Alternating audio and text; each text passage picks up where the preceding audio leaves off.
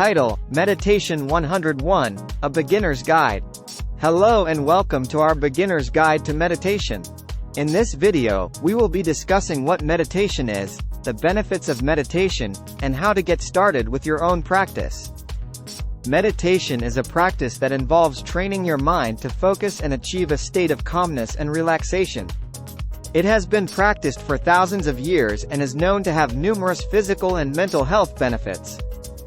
Some of the benefits of meditation include reducing stress and anxiety, improving sleep quality, increasing self-awareness, enhancing concentration and focus, and promoting emotional well-being. Getting started with meditation. To get started with meditation, find a quiet and comfortable place where you won't be disturbed. Sit in a comfortable position with your back straight and your hands resting on your lap.